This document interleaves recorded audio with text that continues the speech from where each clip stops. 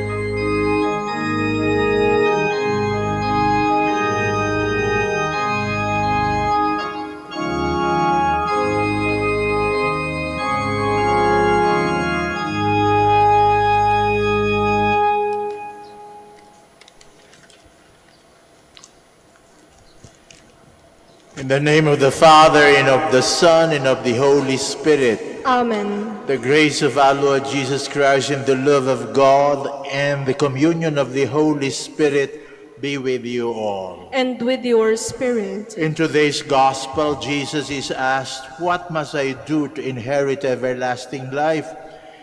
It is a question that we ourselves earnestly ask today. What must we do in order to be saved?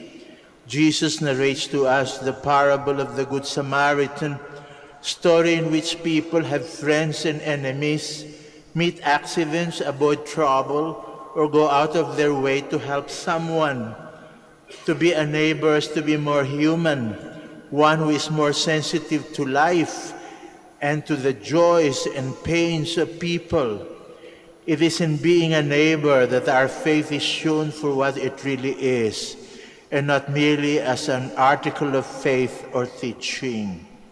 Sisters and brothers, let us acknowledge our sins and so prepare ourselves to celebrate the sacred mysteries.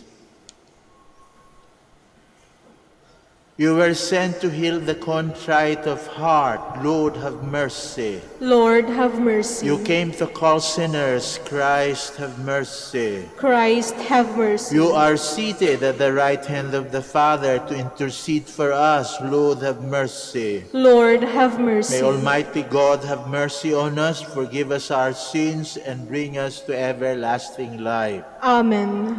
Glory to God in the highest.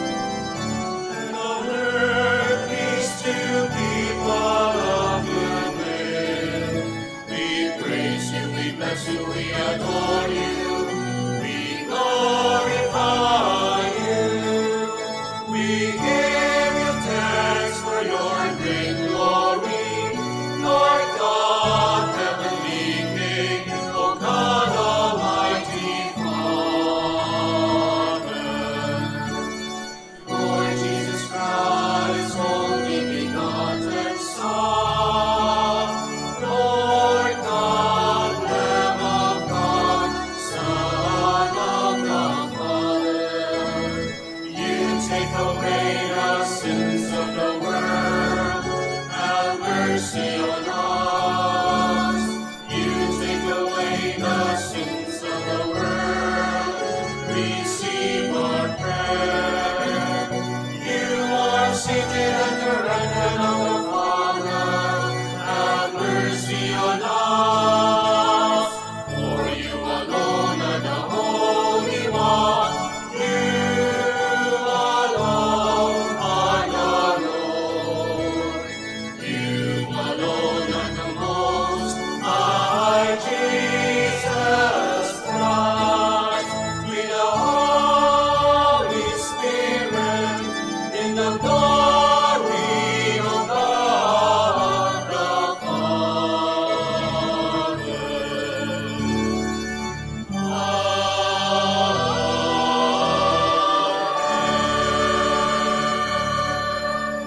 Let us pray.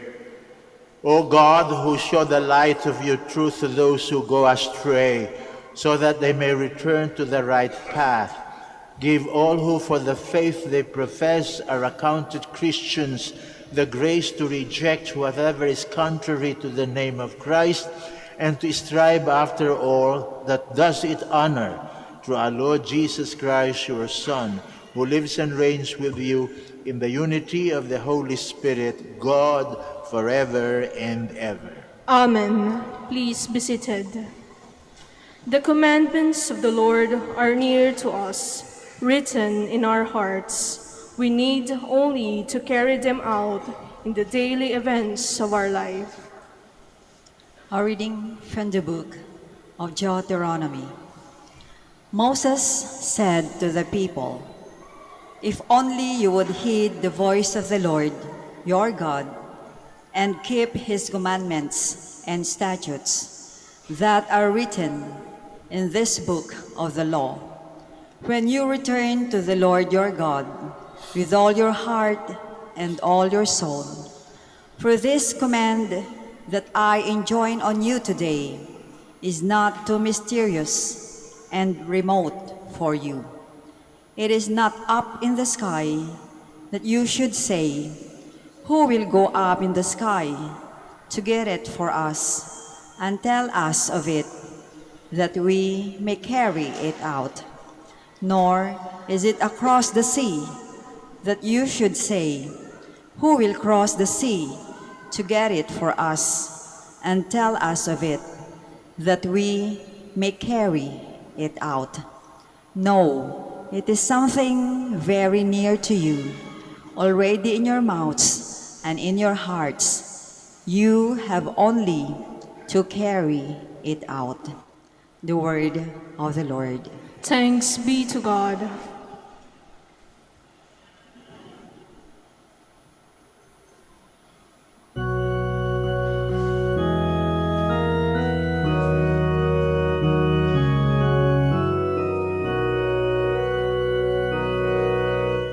Turn to the Lord in your need, and you will live.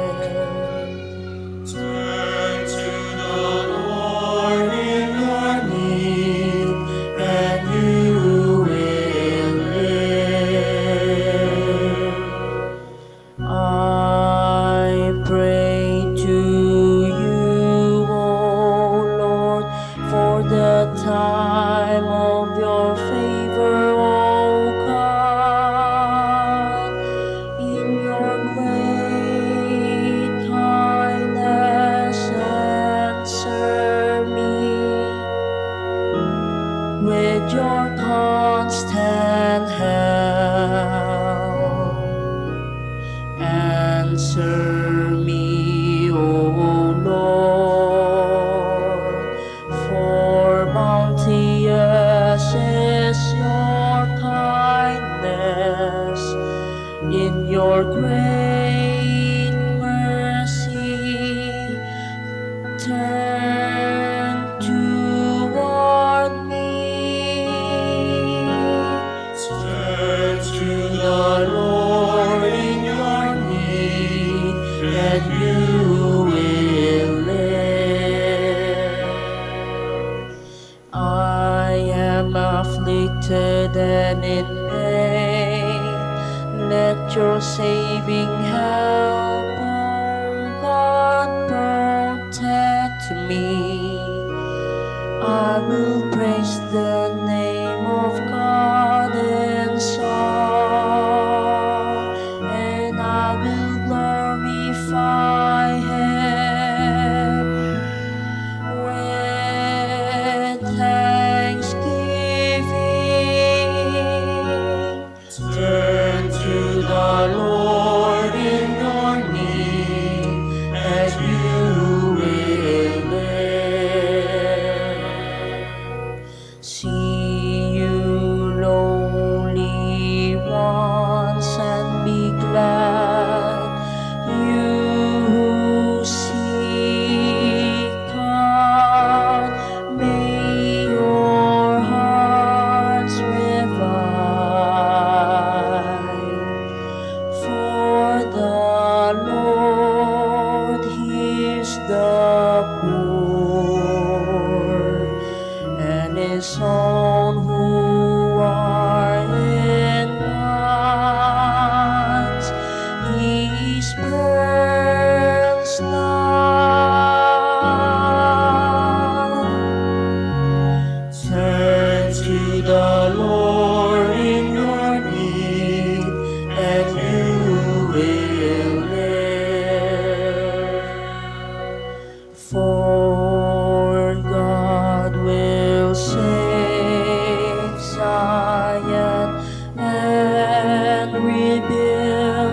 the cities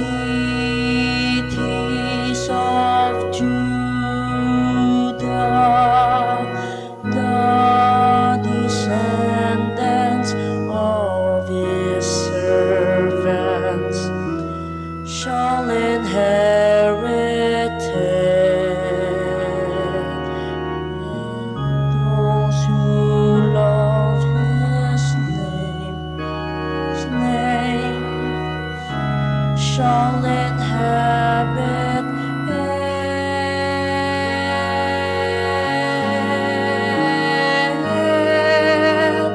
Turn to the Lord in your need, and you will live.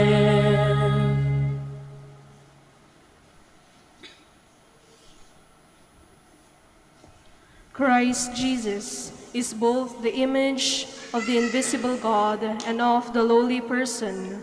By becoming man, he has taken the face of every man and woman. A reading from the letter of St. Paul to the Colossians. Christ Jesus is the image of the invisible God, the firstborn of all creation. For in him were created all things in heaven and on earth, the visible and the invisible, whether thrones or dominions, or principalities or powers. All things were created through him and for him. He is before all things, and in him all things hold together. He is the head of the body, the church.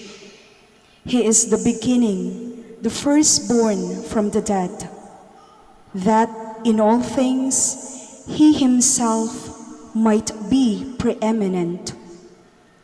For in him all the fullness was pleased to dwell, and through him to reconcile all things for him, making peace by the blood of his cross, through him, whether those on earth or those in heaven.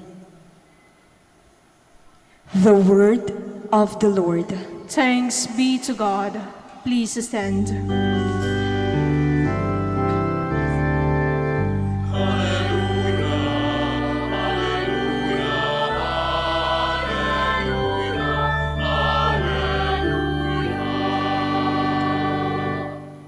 Your words, Lord, are spirit and life. You have the words of everlasting life.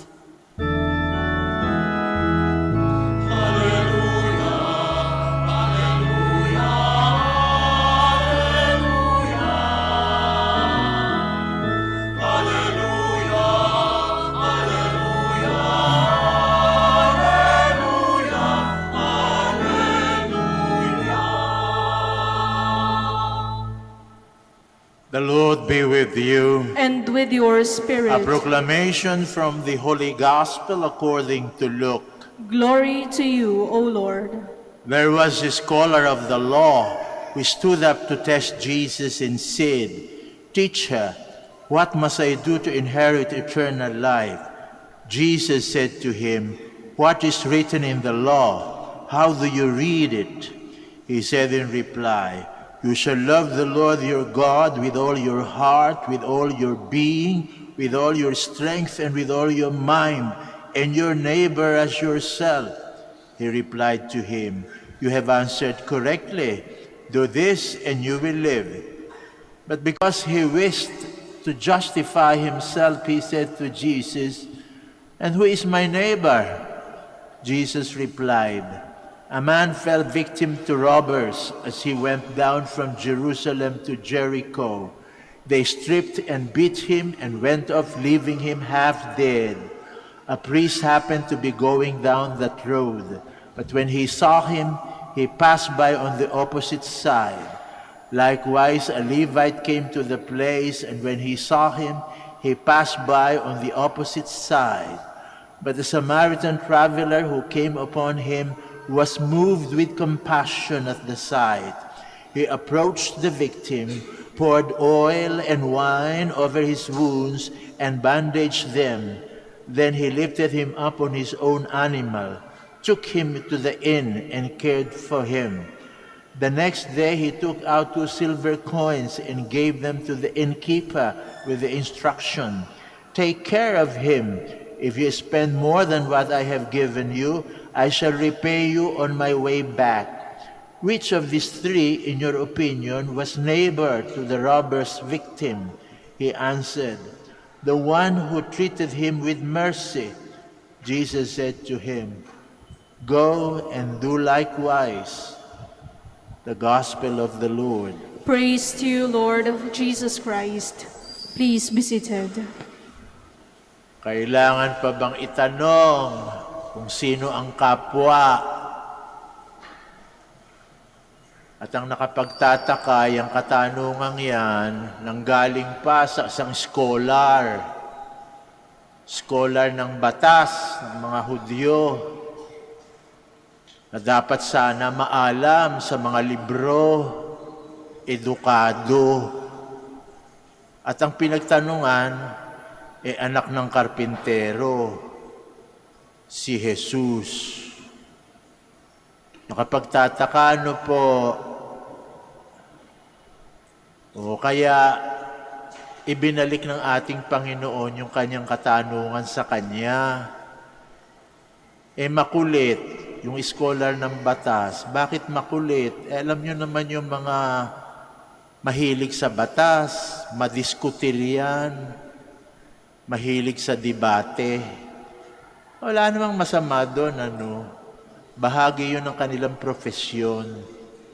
Kaya kayo, pag kayo naging abogado, tingnan nyo, ang hilig-hilig nyong makipagtalastasan. Tinitingnan, nagpapakitang gilas kung sino ang higit na marunong sa pagkakaalam sa batas. Sabi niya siguro, "Oy, madali ito. Ang aking mapagdidiskusyonan anak lang ng karpintero o na tinuturing na maestro. Tingnan natin kung ano ibubuga." Sino ang kapwa?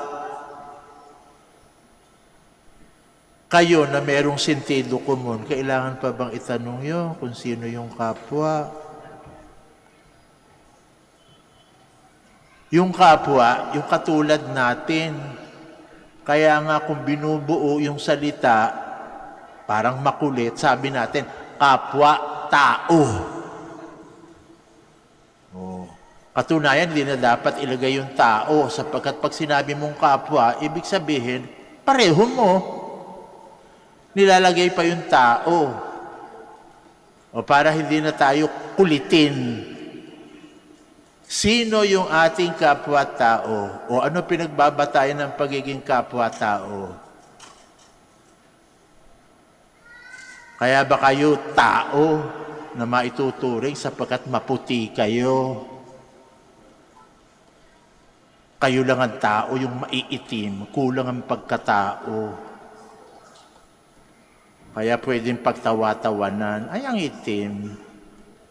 Ayan. Ang tao lang ba yung mayayaman? Kapag ka mahirap ka, kulang ang iyong pagkatao. Pwede kang tratuhin na lang kung paano. Abu-abusuhin. Pwede ba yun? Kaya ka ba tao sapagkat ikaw makapangyarihan? Kung wala kang pwesto na mataas, pwede kang alipin-alipinin na lang. Ituring kang yagit na tinatapak-tapakan. Ano ang kapwa-tao? Ang nagbibigay ba sa atin ng ating pagkatao, yung mga bagay-bagay na yun? Yung ganda ng kutis mo, maputi ka, yung iba maitim. Yung korte ng mata mo, kung malaki ang mata mo, singkit ang mata mo. Ano pinagbabatayan ng pagkatao? Yung pera mo, kung mayaman ka, kung mahirap ka. Kung makapangyarihan ka, hindi ka makapangyarihan. We have that thing you call common humanity. Basic humanity, pare-pareho tayo dyan. Nilalang tayo ng Panginoon dito sa mundo. Itong mundong ito'y para sa ating lahat. Kapag ka nagugutom tayo, sa mundong ito, makakatagpo tayo ng pagkain. Oh. Lahat ng tao may karapatang mabuhay. Hindi lamang yung mapuputi, hindi lamang yung mayayaman, hindi lamang yung makapangyarihan, sapagkat lahat ay tao. O, ayun. Libre yung hangin, sapagkat lahat dapat huminga. Pare-pareho tayong tao. Hindi lamang kinakailangan yung mga espesyal na tao nakakahinga at yung iba, maruming hangin ang sinasagap. Hindi pwede yun.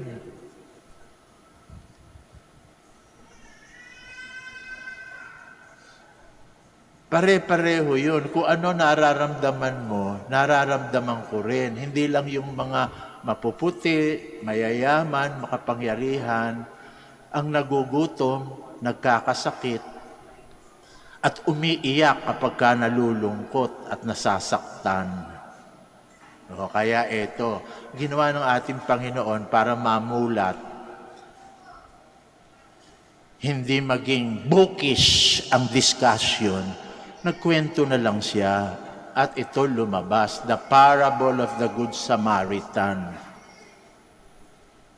May isang taong naging biktima ng mga magnanakaw, binugbog, hindi lang ninakawan, halos naghihingalo at iniwan na sa daan. Oh. Dumaan, nakakahiya, ano?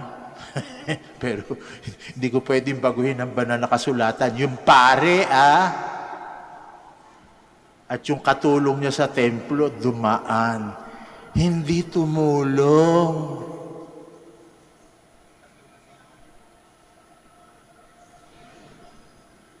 Ewan ko kung ano dahilan, siguro nagmamadali. Meron siyang appointment sa templo. Siguro sabi niya, ano naman magagawa ko dito? Hindi naman ako pulis, kailangan dito investigasyon. Hindi ako pulis. Ano gagawin ko rito? Okay. Hindi naman ako doktor, hindi naman ako nurse. Hindi ako sanay ng first aid. O baka mamaya malagutan pa ng hininga sa kamay ko to, lalo pang lumubha ang kaso. Oo, di ba? Pwede niya makatwiran ng ganun eh. Ano gagawin ko dito? Dagdag gastos to. Ako sa abuloy lang kumikita. Pag-agastusan pa ako, ano maibibigay ko dito? At dito sa lipunan to, may kaayusan. Bawat isa may papel na gagampanan, ano. Ako para sa templo, para magdasal. Kaya pagdadasal kita, na sana may dumating dito na makakatulong sa iyo. O siguro gano'n, ano. Diba? Yan lang ang maitutulong ko sa iyo at umalis. O then, siguro, payapa pa yung konsyensya ng pare at yung katulong niya. Diyos ko. Ang bawat isa sa atin ay may katungkulan dito sa daigdig na ito. Hindi ko katungkulan yan. May separation of powers. Bakit ako makikihalo dito? O papabnalangin ko na lang sa Panginoon na sana'y magkaswerte kang may dumating na tutulong sa iyo. O minsan marami tayong excuse, ano? Para hindi tumulong, ano? At minsan may congratulation pa tayo sa ating sarili. Naku, husay ng katwiran ko, no? Sabi nga nila, basta ayaw, maraming dahilan. Yung Samaritano dumating. Alam itong mga Samaritano, pinagtatawanan ng mga GI ito. Alam niyo ba yung GI? Hindi genuine Ilocano. Genuine Israelites. Yung mga tunay na Hudyo, mga puro yon, purong dugong Hudyo yon. Itong mga Samaritano may halo, hybrid. Mga dayo na nasampid lang. Pinagtatawanan niya ng mga Hudyo. Kaya nung yung Samaritano dumaan, wala nang katwi-katwiran. Nabagbag yung damdamin niya. Kapwa ko to. Kung ano nararamdaman niya, nararamdaman ko. Hindi na nagtanong, ano ba to? Hudyo ba to? Ito kalaban namin, ito mga Hudyong to, na laging pinagtatawanan kami. Hindi na tinanong, sino ba tong taong to? Kalaban ba namin to? Ito ba yung umaapi sa amin? Sino tatay nito? Sino nanay nito? Wala na yon. Nag-first aid na agad. Kumuha ng bandage. Sa abot ng kanyang makakaya. Binigyan ng first aid yung nabugbog. Na nilalang. Nilagay dun sa kanyang sariling sasakyan. Ngayon, naglalakad na lang siya. At dinala pa sa hotel. Binayaran yung hotel at sinabi dun sa may-ari, pagbalik ko at kulang, babayaran ko. Kaya wag niyong palayasin hanggat hindi gumagaling.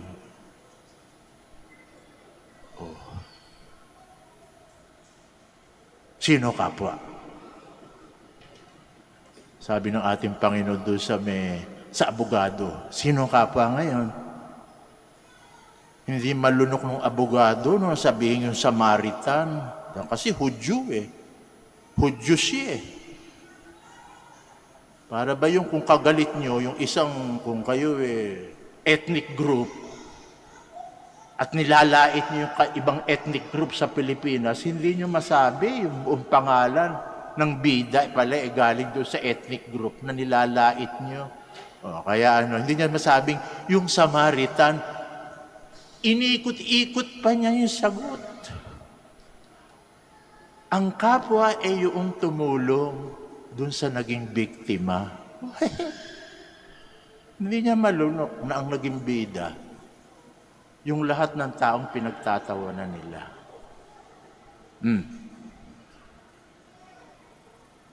Ano ibig sabihin ito? Sinong kapwa ninyo?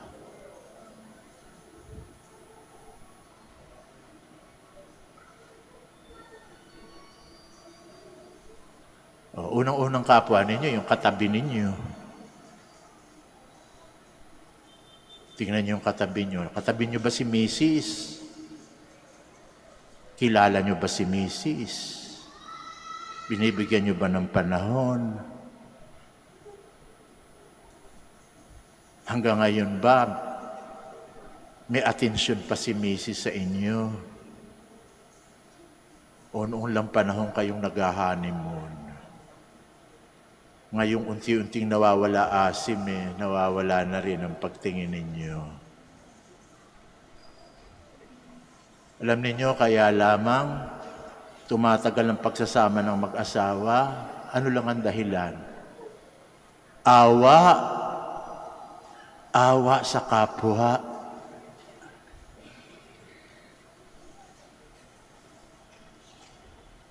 Minsan ayaw nyo na, wala na kayo gana kay Mrs. Pero naaawa kayo pagkatapos ng lahat, tsaka nyo iiwanan, papalitan nyo na number 2. Asa na awa ninyo?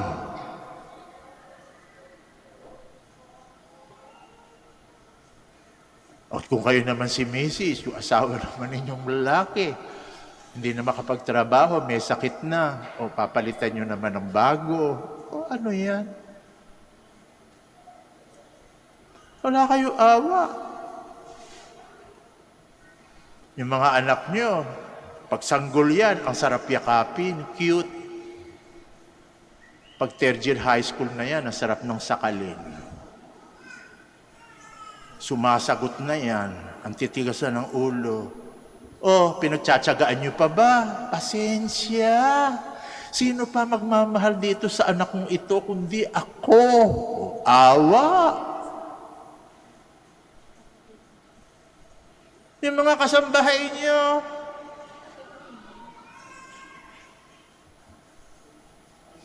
Tama ba pasweldo? Tao rin yan. O baka yung mga tira-tirang panis ang pinakakain niyo. Ano yan, pusa, aso? Baski nga'y pusa at aso ninyo, may pet food pa. Pag may sakit, sa veterinaryo nyo pa pinapupunta. Tao rin yan. Ayun. Matthew chapter 25 verses 31 to 46. Basahin ninyo. Last chapter yan ng Gospel ni Matthew. Yung paghuhukom ng Diyos. Alam niyo ba kung paano tayo huhukuman? Sa awa. Sabihin ng Diyos, sapagkat ako'y nagugutom, pinakain mo ako. Ako'y nauuhaw, pinainom mo ako. Ako'y hubad, dinamitan mo ako. Ako'y may sakit, dinalaw mo ako. Ako'y napiit, tinulungan mo ako. Tapos sasabihin ng mga sinabihan ng Panginoon, Panginoon, kailan namin kayo nakitang nagugutom at pinakain namin kayo? Kailan namin kayo nakitang nauuhaw at pinainom namin kayo? Na kayo'y may sakit at kami nag-alaga sa inyo. Na kayo'y nagiginaw at dinamatan namin kayo. Kailan yun, Panginoon? Sasagot ng Panginoon, pag ginawa mo yan sa kapwa mo, ginawa mo na rin sa akin yan. At dun sa mga itatakwil, ano gagawin? Sapagkat ako'y nagugutom, ni mo lang pinakain. Tinaboy niyo pa ako.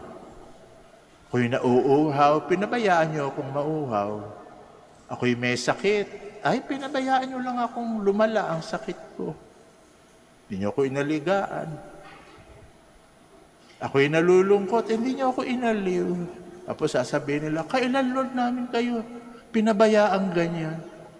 Pag hindi nyo ginawa sa akin, sa kapwa nyo yan, parang hindi nyo na rin ginawa sa akin.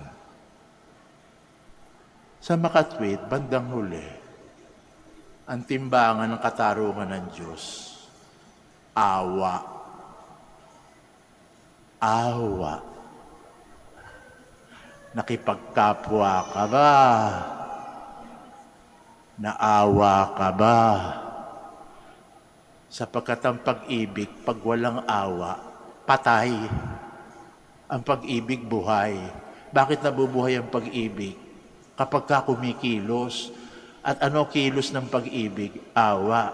Kapag ka ang pag-ibig, ano lang, awit, tula, pero walang kilos, that's entertainment. Palakpakan lang yan. Hey, ang husay mong tumula. O, sabihin mo, oy, ganda. Oo. Ganun lang yan.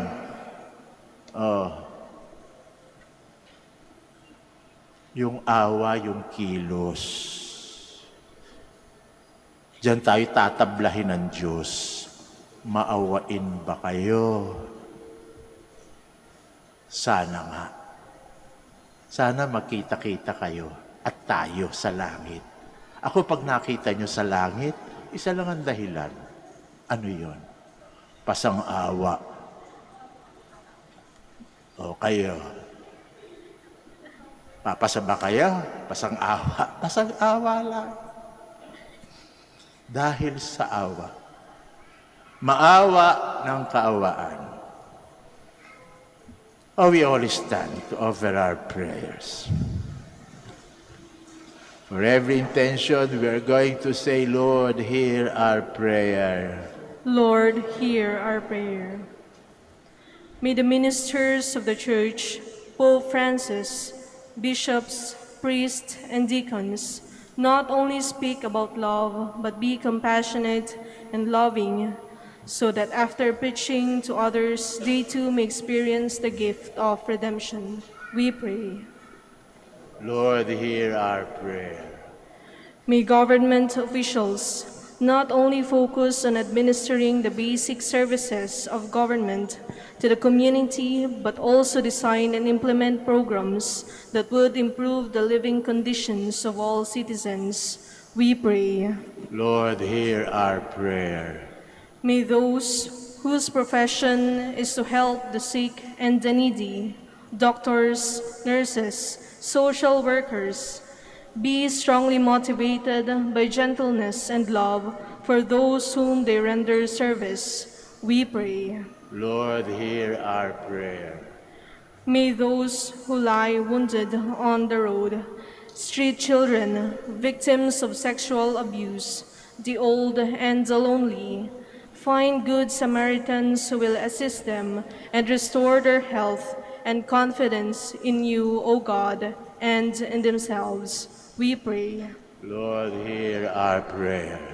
May our departed brethren enter into your eternal love. We pray.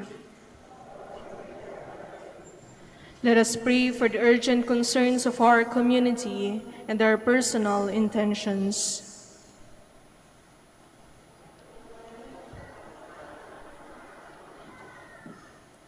We pray. Almighty Father, send to us the Holy Spirit, that the grace of mercy may live within us, that thus strengthened we may be merciful to others. We ask you this in the name of Jesus Christ our Lord. Amen. Please be seated.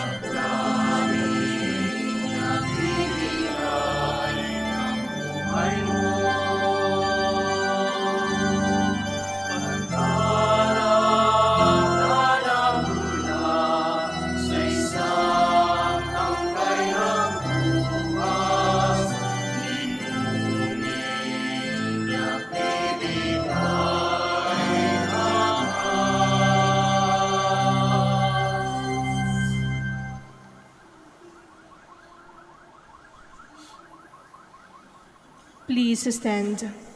Pray, my dear friends, that our sacrifice may be acceptable to God, the Almighty Father. May the Lord accept the sacrifice at your hands for the praise and glory of his name, for our good and the good of all his holy church. Look upon the offerings of the Church, O Lord, as he makes her prayer to you, and grant that when consumed by those who believe, they may bring ever greater holiness through Christ our Lord. Amen. The Lord be with you. And with your spirit, Lift up your hearts. we lift them up to the Lord. Let us give thanks to the Lord our God. It is right and just. It is truly right and just, our duty and our salvation always and everywhere, to give you thanks, Lord, Holy Father, Almighty and eternal God. For you so loved the world that in your mercy you sent us the Redeemer to live like us in all things but sin, so that you might love in us what you loved in your Son. By whose obedience we have been restored to those gifts of yours that by sinning we had lost in disobedience. And so, Lord, with all the angels and saints, we too give you thanks, as in exaltation we acclaim.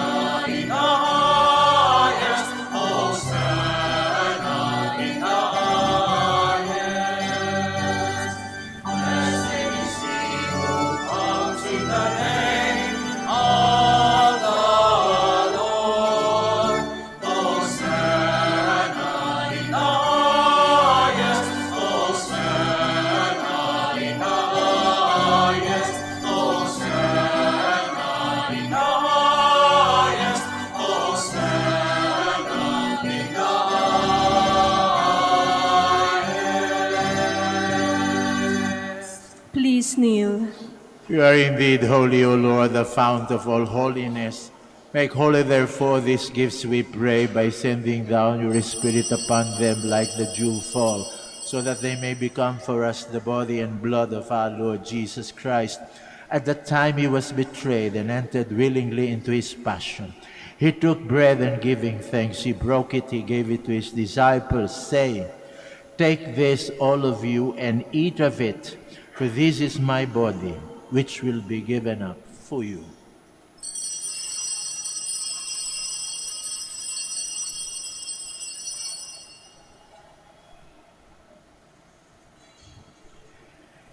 In a similar way, when supper was ended, he took the chalice and once more giving thanks, he gave it to his disciples, saying, "Take this, all of you, and drink from it. For this is the chalice of my blood, the blood of the new and eternal covenant, which will be poured out for you and for many for the forgiveness of sins. Do this in memory of me."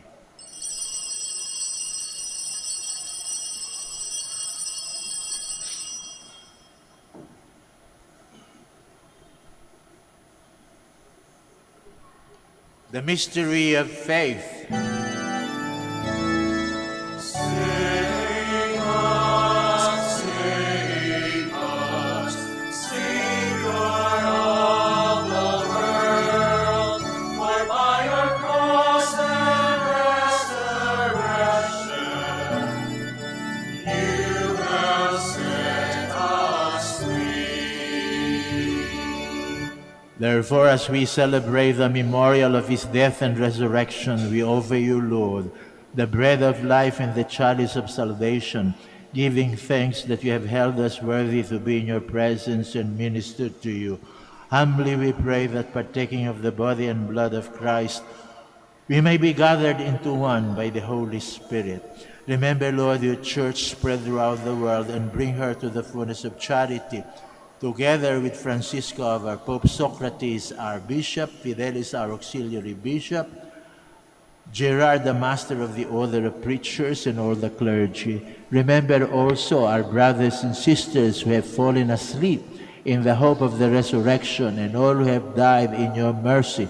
Welcome them into the light of your face. Have mercy on us all, we pray, that with the Blessed Virgin Mary, Mother of God, Saint Joseph, our beloved spouse, with the blessed apostles, Saint Dominic and Saint Francis, and all the saints who have pleased you throughout the ages, we may merit to be co-heirs to eternal life, and may praise and glorify you through your Son, Jesus Christ.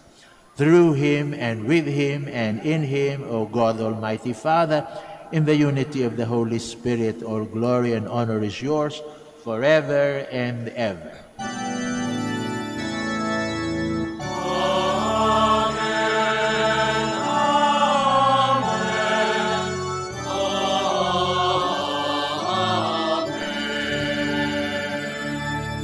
Jesus Please loves stand. us, and in his love for us, he taught us to call his own Father, our Father, so we have the courage to say,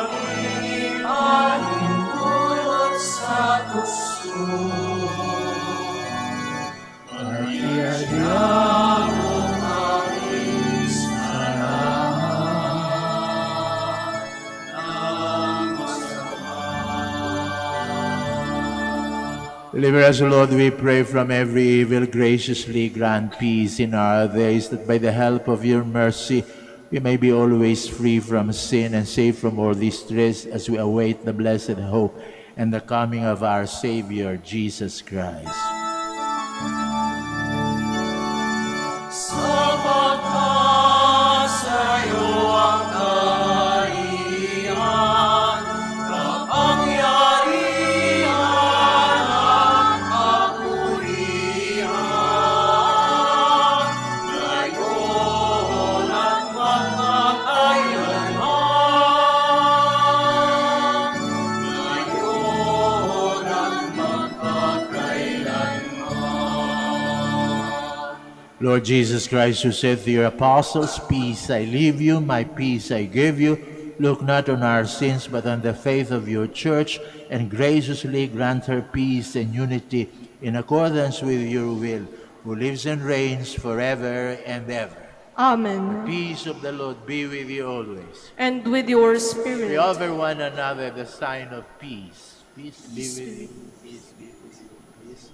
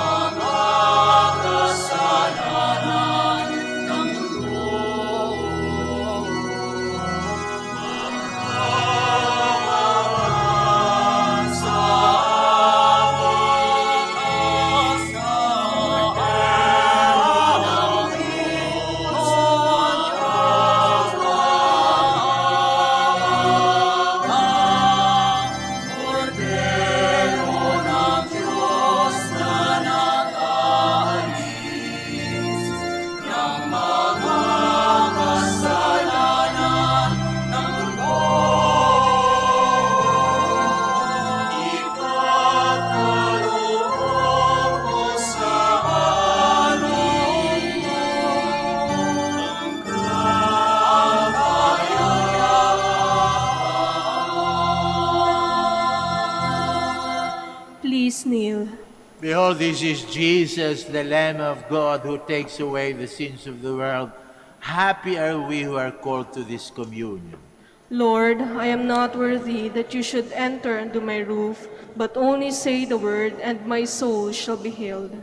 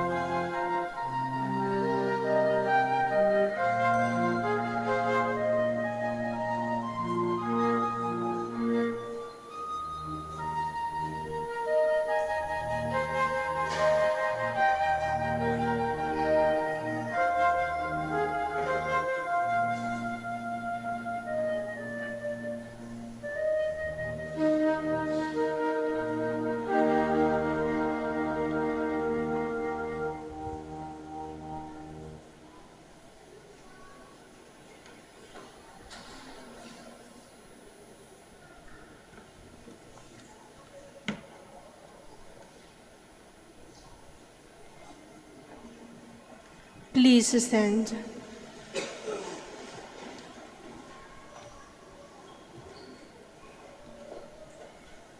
Let us pray. Having consumed these gifts, we pray, O Lord, that by our participation in this mystery, its saving effects upon us may grow through Christ our Lord. Amen. Kami po taus-pusong nagpapasalamat sa lahat sa inyo na nakiisa sa amin sa pagdiriwang ng Santa Eucharistia. Naway pagpatuloy niyo po ang pagdarasal para sa aming mga naglilingkod sa inyo dito sa Basilica Minore of Our Lady of the Rosary of Manaoag. At makakaasa kayong pagpapatuloy din namin ang pagdarasal para sa inyo at sa mga minamahal niyo sa buhay. The Lord be with you. And with your spirit. Bow down for the blessing. May the Lord bless you and keep you. Amen. May He let His face shine upon you and show you His mercy. Amen. May He turn His countenance towards you and give you His peace. Amen. And may Almighty God bless you, the Father, the Son, and the Holy Spirit. Amen. Go in peace of Christ. Thanks be to God. Now join us as we bless the sick as well as bless the rosaries and other religious articles that you have brought with you. Our help is in the name of the Lord. Who made heaven and earth. God, our Almighty Father, by your blessing you give us strength and support in our frailty. Turn with kindness towards our sick and aging brothers and sisters. Free them from all illness. Restore them to good health through the intercession of Our Lady of the Rosary of Manaoag, so that in the sure knowledge of your goodness they will gratefully bless your holy name. We ask this through Christ our Lord. Amen. In memory of the mysteries of the life, death, and resurrection of our Lord Jesus Christ, and to the honor and glory of the Blessed Virgin Mary, Mother of Christ, Mother of the Church, Our Lady of the Rosary of Manaoag, may these rosaries, images, candles, oil, and other religious articles be blessed and made holy. In the name of the Father, and of the Son, and of the Holy Spirit. Amen. Amen.